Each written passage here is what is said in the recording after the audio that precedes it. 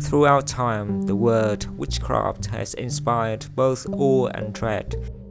It conjures images of forbidden knowledge, of women in shadow, of power misunderstood. But behind every myth, there is a mirror, and behind every story of fear, a story of strength. Today, we journey into the lives of two legendary figures, Circe and Medea. Before her exile, Circe lived among the gods, daughter of Helios, the blazing sun Titan, and Perse, a gentle ocean nymph. Her voice did not command Olympus, nor did her strength rival the thunder of Zeus, but her power was different, subtle, earthbound.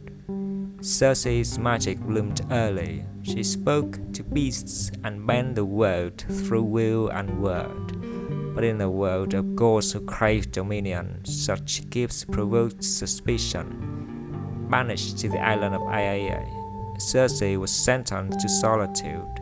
But it was there she became something even the Olympians feared, herself.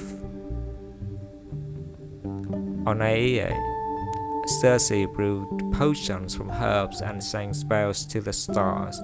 She was no longer under judgment, she was her own. When Odysseus arrives, weary from war and weather, he finds not a monster, but a queen. One by one, his men are turned to swine, not from cruelty, but clarity. Circe sees through their masks. But Odysseus, wary and wise, resists, and something unexpected unfolds, mutual respect. For a year, he stays. She becomes his ally, his lover, a rare meeting of equals. Circe is no temptress. She is transformation itself, a witch not of destruction, but of discovery. Her magic is the mirror she holds to others. She teaches that power, wielded alone, can be its own kind of peace. And she plants a seed in the lineage of women to come, for she is not the only daughter of Helios. Medea was born into power, in conquest, a distant kingdom of riches and mystery. She was trained in rites most Greeks feared to name, granddaughter of Helios, niece of Circe, priestess of Hecate, the goddess of magic and crossroads. From childhood, Medea was immersed in enchantment and alchemy. She could summon storms and silence hearts. Yet she was more than magic, she was mind and will.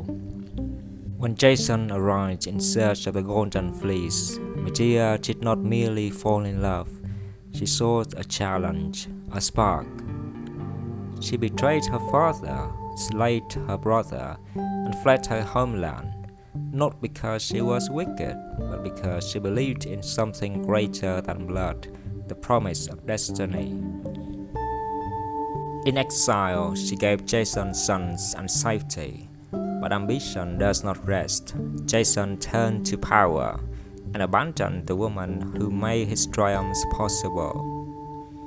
Grief turned to fury. Medea summoned her full might. The new bride burned, the king perished, and her children, symbols of betrayal, were sent into the afterlife. To some, she is a monster. To others, a woman betrayed by the world she gave everything to. Medea's magic is not illusion, it is wrath incarnate. Circe and Medea, witches in a world that feared what it could not command.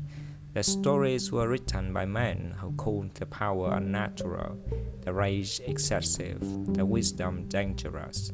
But look again, you will see, not monster, not temptresses, but women who saw too much, loved too deeply, and refused to bow. The witch is not a curse, she is a question, a fire that still burns in the bones of every story yet to be told. And she will return, she always does.